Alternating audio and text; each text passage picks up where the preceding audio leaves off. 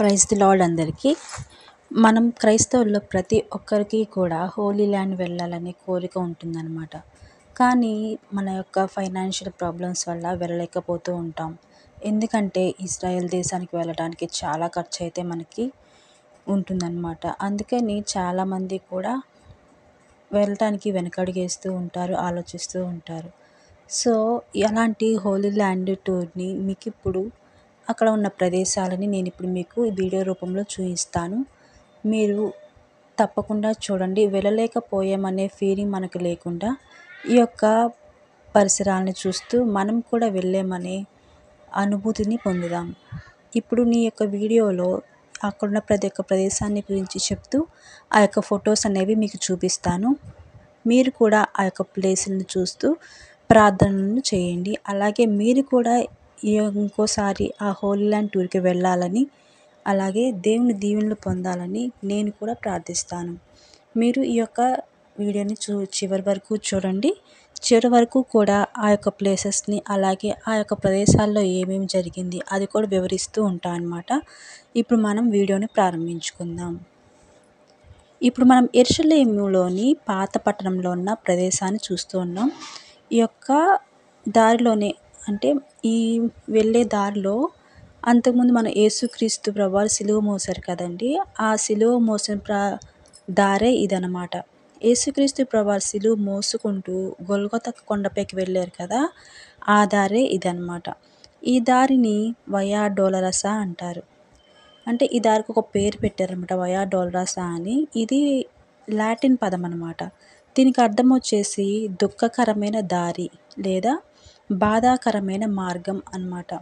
అంటే యేసుప్రభు వారు ఎంతో బాధపడుతూ, ఎంతో కష్టపడుతూ మన కోసం సిలువ మోసుకుంటూ ఆ యొక్క దారిలో వెళ్ళారని ఆ యొక్క దారికి దుఃఖకరమైన దారి లేదా బాధాకరమైన మార్గము అని పేరు పెట్టారు.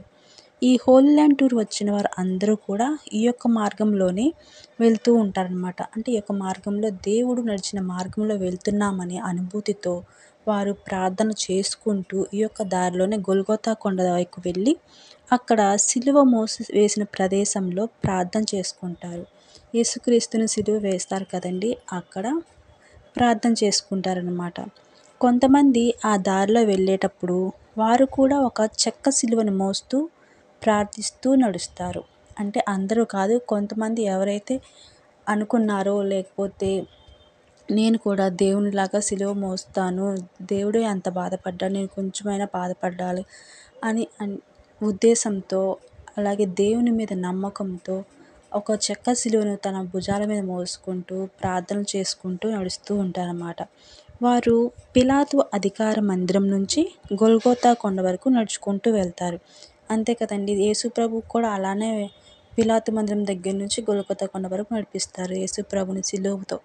ఆ విధంగా వీళ్ళు కూడా అందుకు గుర్తుగా వారు కూడా పిలాతు మందిరం నుంచి గొల్గొతా కొండ వరకు మోసుకుంటూ వెళ్తారనమాట. ఇలా ఈ దారిలో సిలువ మోస్తూ వెళ్ళడం 16వ శతాబ్దం నుంచి మొదలుపెట్టారనమాట. ఇక్కడ 3వ నెంబర్ కనబడుతుంది. అది రోమన్ సంఖ్య, అంటే రోమన్ నెంబర్స్లో 3rd అని రాస్తారనమాట, 3వ నెంబరు. ఆ ప్రదేశంలో యేసుక్రీస్తు ప్రభువారు సిలువ మోస్తున్నప్పుడు పడిపోతారు కదండి. అంటే ఆయన ఎంతో సైనికులు హింసిస్తూ కొరడాలతో కొడుతూ అలాగే ఉపవాస ప్రార్థన చేసి ఉన్నారు అంత ముందు రోజు వరకు కూడా యేసుప్రభు. అది తట్టుకోలేక యేసుప్రభు ఒకసారి కింద పడతారనమాట, మోయలేక. ఆ యొక్క ప్రదేశమే ఈ 3వ నెంబర్ అని గుర్తుగా అక్కడ 3వ నెంబర్ అని వేసి అక్కడ దేవుడు ఎలా అయితే సిలువ మోసుకుంటూ కిందకి పడ్డారో ఆ విధంగా ఒక బొమ్మనైతే అక్కడ స్టాచ్యూని ఉంచుతారనమాట. అంటే ఆయన గొల్గొతా కొండ వరకు సిలువ మోసుకొని వెళ్ళే క్రమంలో 3 సార్లు పడిపోయినట్లుగా చెప్తారండి. ఆ ప్రదేశంలో ఆయన మొదటిసారి పడిపోయారు. అంటే 3వ నెంబరు అనేది ఉంది కదండి, ఇక్కడ మొదటిసారి పడిపోయారనమాట. ఇక్కడ ఒక స్టాచ్యూ కూడా నిర్మించారు. ఈ ప్రదేశంలో ఒక చర్చిని కూడా కట్టారనమాట. ఈ చర్చి లోపల కూడా యేసు ప్రభు సిలువ మోయలుగా పడిపోయినట్లుగా ఉన్న ఒక స్టాచ్యూ అనేది, పెద్ద స్టాచ్యూ అనేది బొమ్మ ఉంటుందండి. ఆ స్టాచ్యూని ఇప్పుడు మీకు ఫోటోలో కనిపిస్తూ ఉంటుంది. ఇది వయా డొల్రసా దారిలో వెళ్ళేవారు ఈ చర్చికి వచ్చి ప్రార్థన చేసుకుంటారు. అంటే ఈ దారిలో వెళ్ళేటప్పుడు మనకి చాలా చర్చెస్ కూడా కనిపిస్తూ ఉంటాయి. అంటే దేవుడు దేవుడు ఎక్కడైతే ఆగారో, లేకపోతే దేవునికి సంబంధించిన ప్రదేశాలు ఏవైతే ఉన్నాయో పర్టిక్యులర్‌గా ఆ యొక్క ప్రదేశంలో కూడా ఒక చర్చ్‌ని నిర్మించారు. ఆ యొక్క చర్చ్‌లో ఆ ప్రదేశంలో ఏం జరిగిందో కూడా వివరిస్తూ అక్కడ బోర్డు మీద రాసి ఉంచుతారండి. లోపల బొమ్మ పెడతారు. అలాగే ఆ ప్రదేశం గురించి వివరిస్తూ ఒక బోర్డు పెడతారు. మనం అది చదవొచ్చనమాట. ఇంగ్లీష్‌లో ఉంటే ఇంగ్లీష్‌లో చదవచ్చు. వారి యొక్క భాషలో కూడా ఆహ్, పైన రాళ్ళ మీద రాసి ఉంటుంది. అదైతే మనం చదవలేము. సో, మనం అక్కడ చూడొచ్చనమాట. అంటే ప్రతి ప్రదేశం గురించి కూడా చక్కగా వివరిస్తూ అక్కడ పెడతారు. మనం చదువుకోవచ్చు.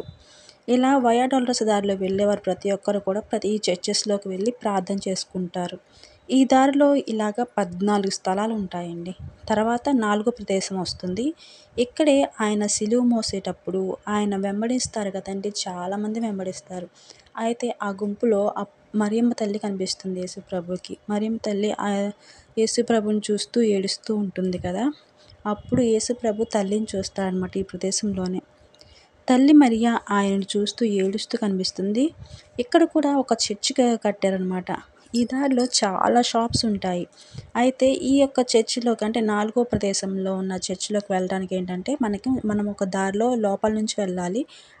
ఆ దారేంటంటే చాలా ఇరుకుగా ఉంటుందనమాట. అంటే ఇక్కడ చాలా షాప్స్ ఉంటాయి, మాల్స్ ఉంటాయి, రెస్టారెంట్స్ ఉంటాయి. ఇలా ప్రతి చిన్న చిన్న సందుల్లాగా అంటే చిన్న చిన్న దారులు ఉంటాయి. ఆ దారుల్లోనే షాప్స్ ఉంటాయన్నమాట. ఇక్కడ చాలామంది కూడా పర్యాటకులు వస్తూ ఉంటారు కాబట్టి చాలా రద్దీగా ఉంటుంది. ఇక్కడ కూడా ఒక చర్చ్ కట్టారు. షాప్స్‌లో నుండి మనం యేసు ప్రభువారు తన తల్లిని కలిసే స్థలానికి వెళ్ళాలన్నమాట. ఆ చర్చ్ లోపల యేసు ప్రభువారు తన తల్లిని కలిసినప్పుడు ఆయన కాలి గుర్తులున్నాయని చెప్తారు. ఆయన అడుగుల గుర్తులు కూడా మనకి అక్కడ చూపిస్తారన్నమాట. అంటే యేసు ప్రభువారు ఉన్న కాలంలో ఫ్లోర్ అంటే నేల అనేది ఇప్పటి కాలంలో ఉన్న నేలకి 14 అడుగుల పల్లంగా ఉంటుంది. అంటే కిందగా ఉంటుందన్నమాట. మనం ఎత్తులో ఉన్నాము. యేసుప్రభు ఉన్న కాలంలో అయితే 14 అడుగుల పల్లంలో ఉందన్నమాట. అయితే ఆ ఫ్లోర్‌ని ఏమాత్రం కూడా కదిలించకుండా అలాగే ఉంచారనమాట. ఎందుకంటే యేసుప్రభు వారి కాలి గుర్తులు ఉన్నాయి కదా! సో, అది ఎప్పటికైనా సరే అలాగే ఉండిపోవాలి అని ఆ ఫ్లోర్‌ని అంతే ఉంచారు.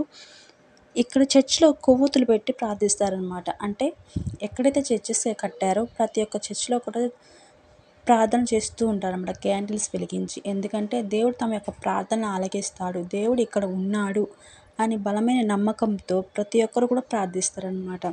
అంటే క్యాండిల్స్ ఉన్న ప్రతి ఒక్క చోటుని మనం పరిశుద్ధ స్థలంగా భావించాలి. ఆయన తన తల్లిని కలిసిన స్టాచ్యూని కూడా మనం చూస్తాం. అదేవిధంగా ఆయన అడుగుల గుర్తులు కూడా మనం చూడగలం. ప్రతి చర్చ్‌లో అక్కడ ఆ ప్రదేశంలో ఏం జరిగింది అని స్టాచ్యూ ఉంచి ఒక బోర్డు మీద వారు రాతపూర్వకంగా రాశారనమాట.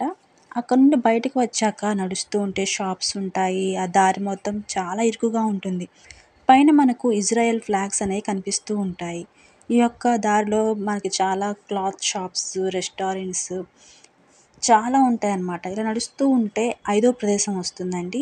ఈ ప్రదేశానికి వచ్చేసరికి యేసు ప్రభువారు నడవలేక సిలువను మోయలేని పరిస్థితిలో ఉంటారనమాట. అయితే అప్పుడు యేసు ప్రభువారు అంతగా హింసించబడ్డారు కదా!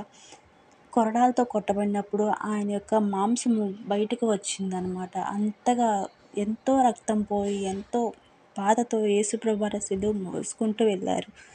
అప్పుడు సైనికులు యేసుప్రభువారి శిలువను ఇంకా గొల్గొతా కొండ వరకు మోయడం కష్టం అనేది అర్థమయ్యి, అక్కడ గుంపులో ఉన్న ఒక బలమైన వ్యక్తి వాళ్ళకి కనిపిస్తాడనమాట సైనికులకి.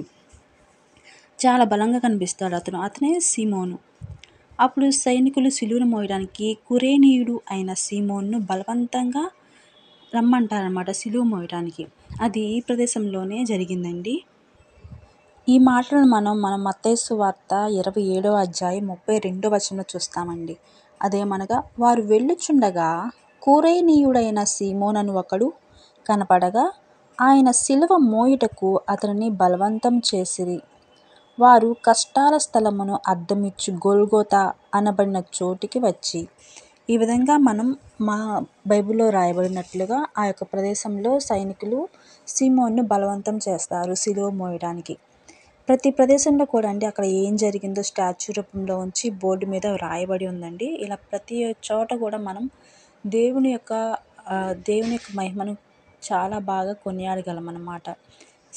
ఈ విధంగా ఇక్కడ చాలా ఇంకా ప్రదేశాలు ఉన్నాయండి మీకు చూపించడానికి.